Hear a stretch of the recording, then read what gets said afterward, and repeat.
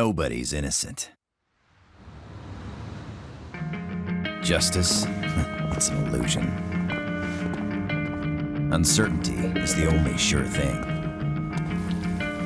Uncertainty creates fear, and fear creates money. Green Harbor. Just another urban labyrinth. The El Dorado. Full of fear to cash in on. Gangs rush in to get their hands on that gold. But those days are over now. My name is Brad Hawk. I'm a professional. I do things my way. I answer to no one. 2005 certainly brought quite a bit of 3D action beat-em-ups, between Spike Out Battle Street, which I've already reviewed years ago, and some other ones I haven't reviewed, mainly Beat Down Fist of Vengeance and the original Yakuza, at least if you lived in Japan, since it didn't come out in PAL and NTSC territories, more specifically North America, until 2006. But this one always intrigued me since I was a kid, given who made it. I remember looking at this game's website back in the day, but it wasn't until about 12 years after it came out when I actually played it for the first time, the same year I got back into retro collecting, and I got it for a good price. Today's game is Urban Reign. This is a 2005 action/fighting/beat-em-up game developed and published by Namco. The game was exclusively released for the PS2 on September 13, 2005 for North America, September 29, 2005 for Japan, and February 9, 2006 for Europe. Build is from the makers of Tekken and Soul Calibur.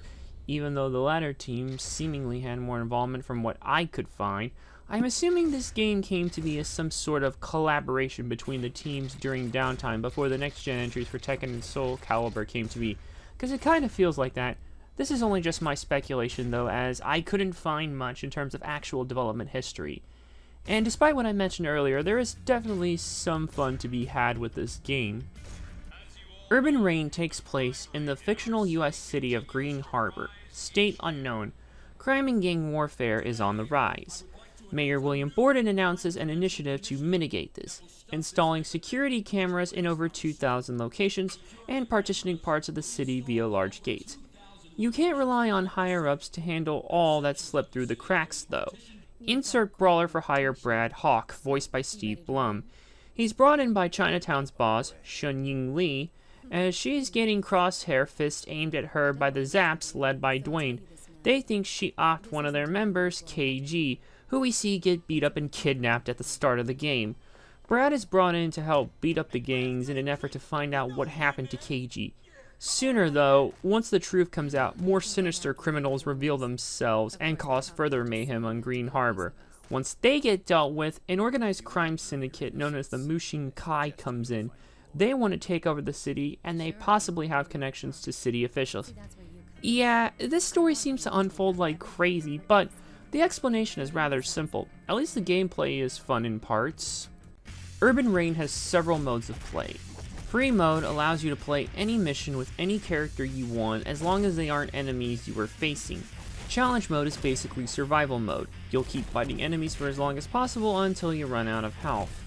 But in order to get those modes, and two of the bonus characters, more on that in a moment, you'll have to go through the game's main story mode.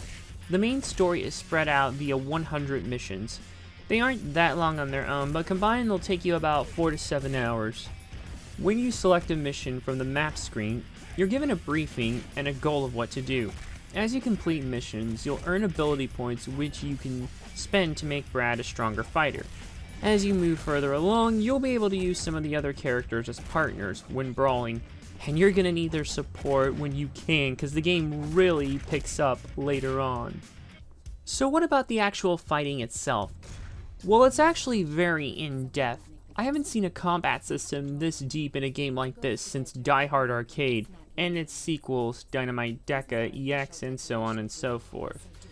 You have your basic strike attacks seen in other games like this, and grapples for throws, but it's not just one combo you hit over and over.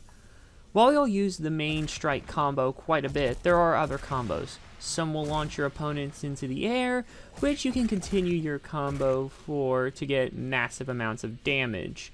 Some combos also target specific areas of the body. You'll need to keep this in mind, as some missions will have you target your opponent's lower or upper body. Also, if you keep attacking opponents in specific parts, they can get stunned, which will give you a chance to taunt your opponent, in which they'll straggle to you right for you to lay a hurtin' on them. You also have dash with grapple variant attack and diving attacks. You can also ground strike and grapple in addition to midair grapples. You can do double attacks with your partner while teaming with them for more damage when timing things right, on top of being able to command your partner to help you. You can also run up walls and do attacks off of them. Finally, you have special arts. As you attack successfully, the white bar below your health meter will fill. When it has enough, you can pull off a successful combo that will do more damage. You can also use special arts to give you a special ability for a bit, like more damaging attacks. But wait! There's more! In addition to your fist-to-fist action, you can also use weapons as well. Clubs, baseball bats, pipes, swords, etc. You can strike enemies with them and throw them at them. Occasionally, when knocking an enemy down, they'll drop a recovery item for health or special arts gauge. Other non-weapon attacks include a double attack, which allows you to hit 2 enemies at once if they surround you, and pressing circle to auto-target several enemies close to you without activating target lock. Lastly, you have some defensive moves to help you out. Hitting the enemy before they hit you to counter. You can dodge and deflect at the right time. You could super deflect, where you can deflect in a stun state, break out of grapples, running and dodging an attack, and pressing square at the right time before you hit the ground to recover. I know, it's a lot. I wasn't kidding when I said this was in depth. Thankfully, the controls make things easier to grasp. Taunt with L2, pick up items with L1, the D-pad and left analog stick helps you move and target specific body regions, R2 issues partner command, R1 target locks, triangle grapples, circle strikes, cross lets you run, and square lets you dodge/deflect. You can use the attack button in various combos with the analog sticks, like I said earlier, and it's very satisfying to pull off. It's almost like the long combos in Tekken and Soul Calibur, only less complicated. Switching targets when necessary is easy to pull off. Hold R1 and use the right analog stick. And the camera is easy to control. It also does a good job of following you and the action around you, and can be reset if things get out of whack. It's not good in multiplayer team-ups because it only follows player 1, meaning player 2 must be careful to not get out of frame. Otherwise, everything else works as it should, though it may take some time to get used to some of the game's more complicated moves, but they don't always need to be used all the time, just on the harder stages. The graphics are also fine. They aren't going to be a system pusher, but the art style here works for starters. The UI and menus have this gritty city look to them, which fits the game's tone fine enough. Environments also fit the look, even if they aren't the prettiest or extremely detailed. Main character models look fine enough, and the designs of them are pretty cool, with more details to boot. Though the generic gang members do tend to blend into the background a bit, but they are just lowly generic gang members in the grand scheme of all. A lot of the animations are good, though many of them are recycled from Tekken. You'll recognize various move stances, like some characters use Steve Fox's stance from Tekken, and when Chun Ying equips a sword, her default animation stance resembles Xianghua's stance in Soul Calibur. But I guess it makes sense to a degree given who made it. That's not the only other similarity. Some characters do use similar moves. Chun Ying's hand-fighting style resembles Ling Xiaoyu's style, and Karonashi's moveset is heavily based on both Jin Kazama and Kazuya Mishima. Hey, at least it fits and does give some familiarity for those coming from Tekken and Soul Calibur. Sound is pretty on point as well. Punches sound pretty impactful, as do kicks and other weapon strikes, and they sound like they would hurt a lot, especially when throwing them up against walls and on the ground. Menu sound effects are cool, and all other sounds sound like they should. The music has a grunge/rock feeling to it, and also fits the game's tone as well while you beat people up. You might get 1 or 2 tracks stuck in your head. The voice acting is fine, but it definitely has that mid-2000s cheese to it, in a good way. The cast has quite a few noteworthy people in it. In addition to Steve Blum, David Lodge, aka Jiraiya, Crispin Freeman, and Yuri Lowenthal voice other major characters, while others such as Bo Billingslea, Darren Norris, and Liam O'Brien voice generic gang members that you fight. Everyone does a fine enough job regardless of the cheese. Once you beat story mode, you can run through challenge and free mode. Beating all missions of specific chapters with a specific grade will unlock bonus characters. One round of free mode unlocks Martial Law from Tekken, and one round of challenge mode unlocks Paul Phoenix from Tekken. Neat little bonus. You can also use free mode to play the story cooperatively with a friend, which is a plus.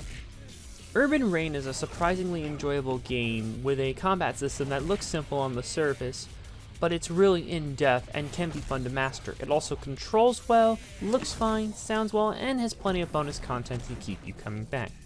However, it does tend to recycle animations in some parts from Tekken and Soul Calibur.